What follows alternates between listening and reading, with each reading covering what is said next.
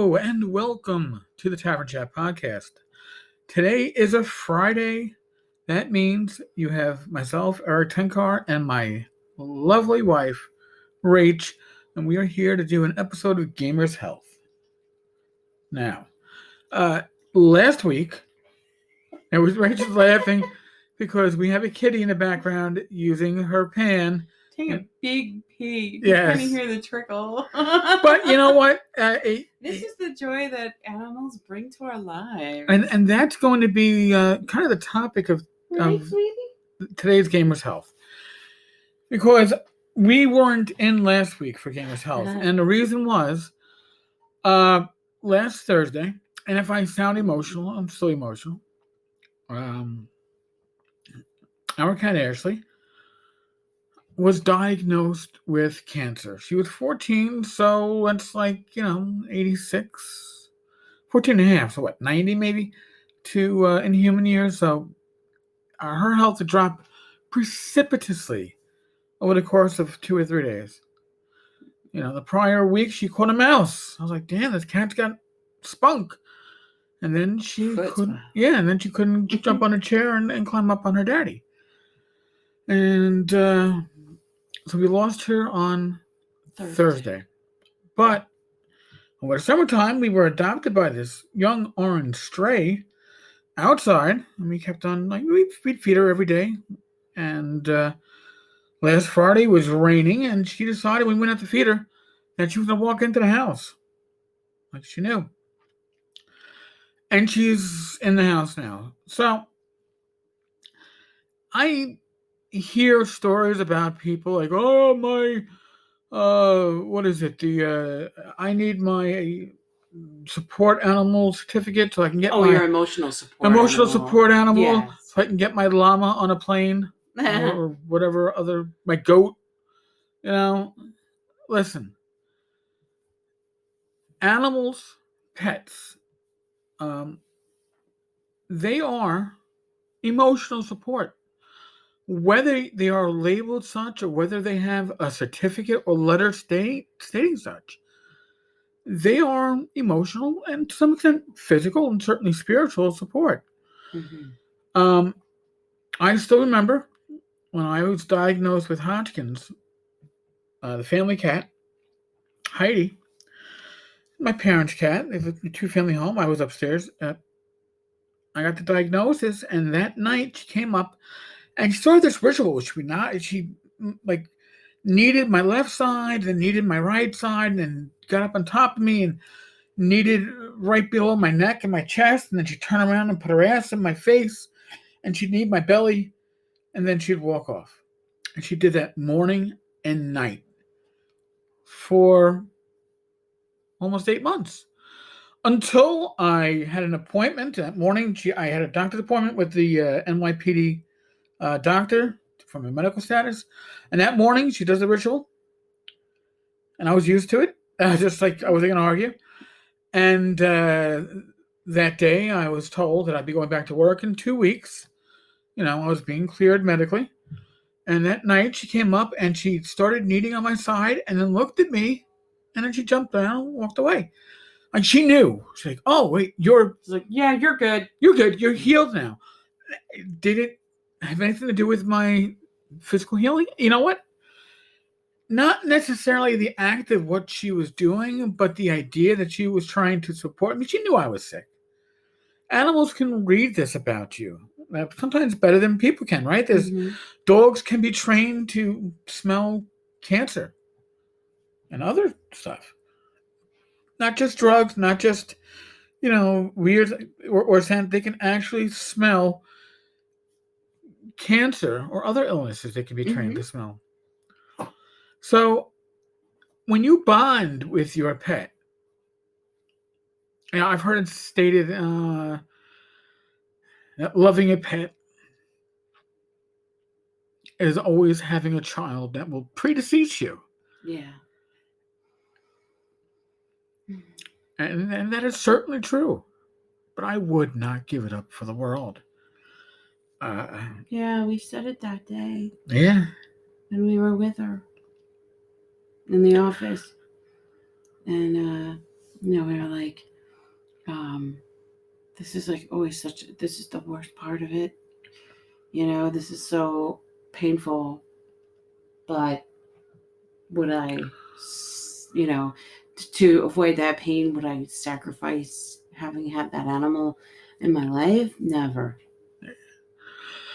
I mean, early this year, when after the pneumonia, after the sepsis, when I was slowly retaining water to the point where I put on 50 to 60 pounds of water weight, this cat would not leave me alone. I mean, I had to lock her out of the room at night. Yeah. Because she wanted to lay on my chest. And she knew it had something to do with the heart because she was always right on the heart. Right on the heart. Like laying, And I'll be honest with you, when I was in the hospital, then you get those thoughts in your head, like, maybe I'm not coming back from here.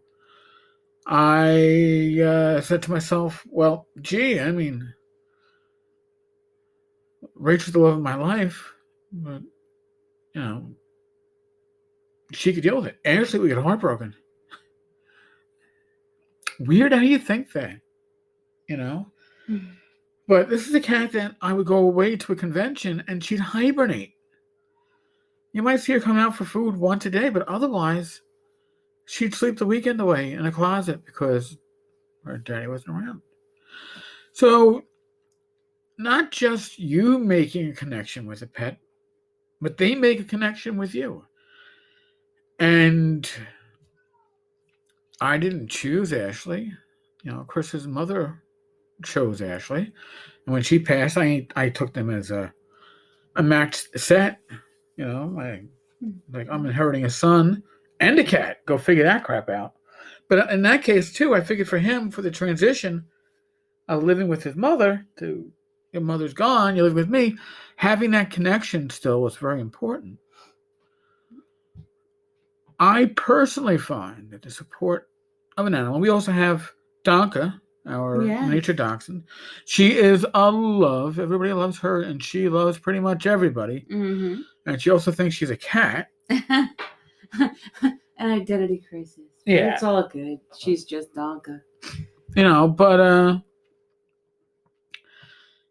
she is the successor to Chloe. Yeah. Which was Rachel's miniature dachshund when we got married. I had Ashley the cat, and she had Chloe. And these were the creatures that we brought from our single lives into our married lives, and Chloe left the world first. Yes, but and it's funny because people go, oh well, it's like the Brady Bunch. Like, how do you merge two families? Well, merging kids is hard, but merging pets can be hard too. And surprisingly enough, they got along. Especially when you marry somebody who's afraid of cats.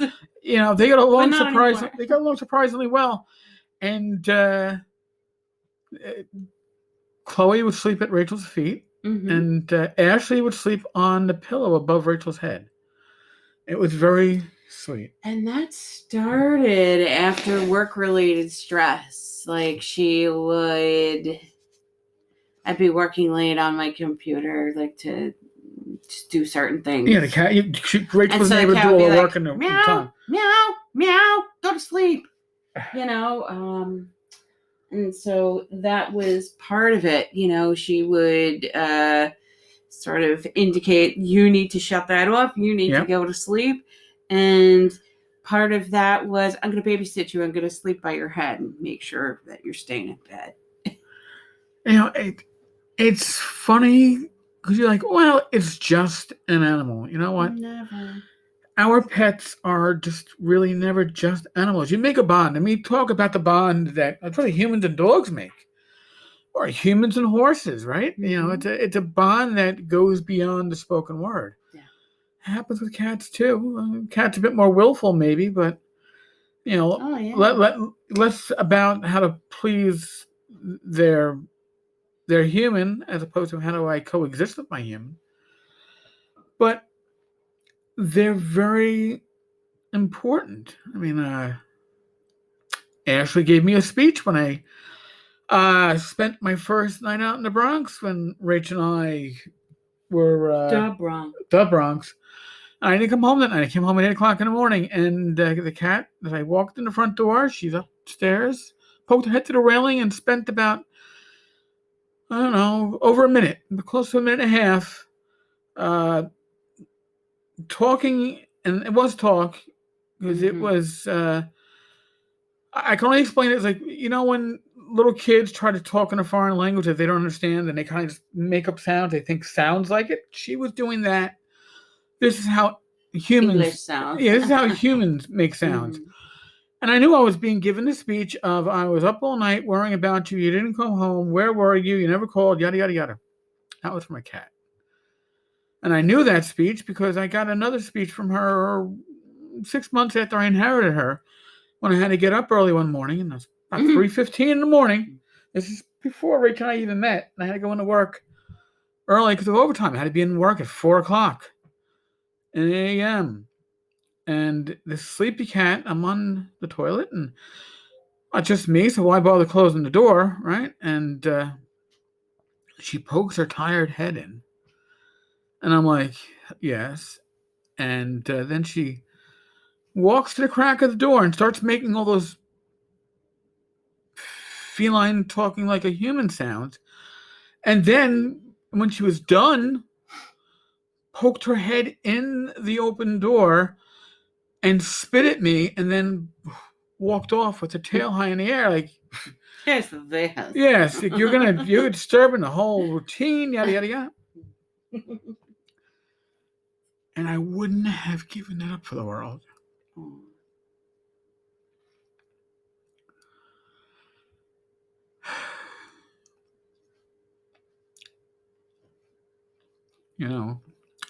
Yes, they are your children, even if you have children.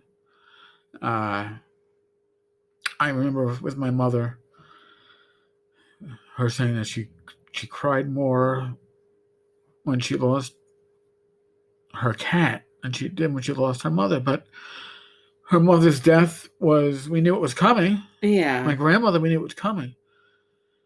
And my grandmother had been in a nursing home for a couple of years at that point.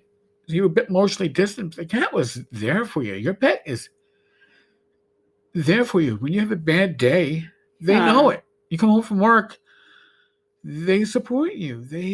And the cats are that safe, or animals are that safe stand-in, like, I lost my mom, and then I lost my dog, and then that was just it. The floodgates opened hard, Yeah. Because they rely upon you. You might rely upon them for emotional support, but they're relying upon you for cleaning up after them and feeding them and taking them to their vet appointments, which they don't really want to go to, just like a kid. Yeah. So there's not enough treats to bribe them. But I mean, I really want to thank Laramie. Yes. Laramie, and by the way, Laramie, congratulations on your position with Frog God Games, being the face of Frog God on the Frog God Discord server, dealing with angry and confused customers. Better you than me. But Laramie was like, I know you wanted to get me on to do an episode again. We said, how with you guys? Why don't I record one?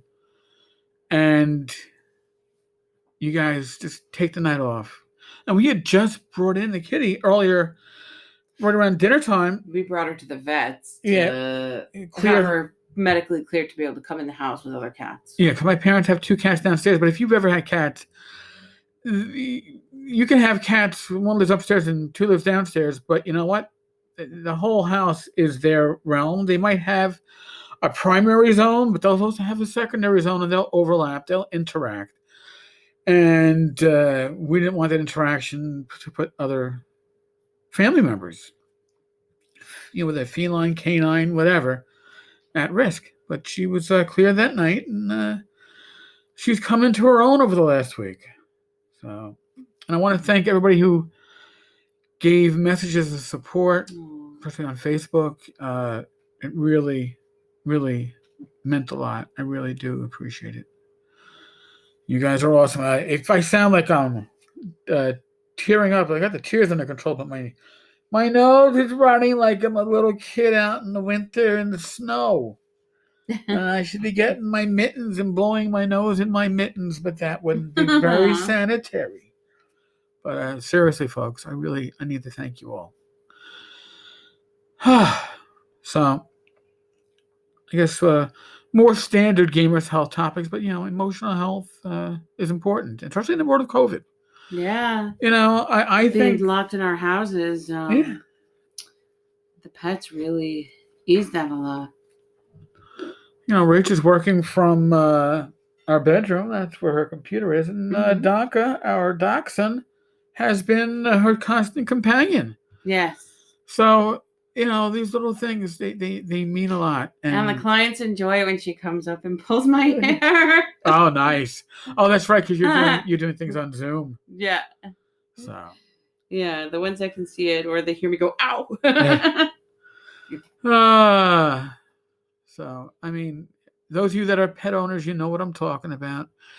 Those that you have lost pets, you have my heartfelt sympathy. Yeah. It's not easy. But, hey, if we hadn't taken in Sadie, our little orange girl, she'd be out there in a cold winter in New York City. She'd get fed, but winters can get damn well cold, and there's no guarantees. Yeah. And, so she needed to come in. We were going to bring her in anyway. We were trying to figure out the logistics of that. How to make it work with this older cat and and this young whippersnapper and street cat. We were working on it. And we had planned to get it done by the end of the month, but God works in mysterious ways. Yeah. God, the universe, whatever powers you want to point fingers at, but happens as it happens. I got a phone call today that Ashley's ashes are ready to get picked up from the emergency vet, so we'll be going there tomorrow to pick it up. Well, we'll have her hanging right by Chloe. Yes. Folks, thank you again. As always, we are in the world of the pandemic. I'm not going to tell you what to do. I'm going to tell you to use your common sense to keep yourself, your family, your friends, your loved ones safe. And if you need advice, either the Rach and I medical professionals, seek the advice of a medical professional, not a talking head on TV. Be safe, be well. God bless. Roll those dice. Remember your pets. Give your pet a kiss for me. And God willing, I'll talk with you all tomorrow. Later, folks.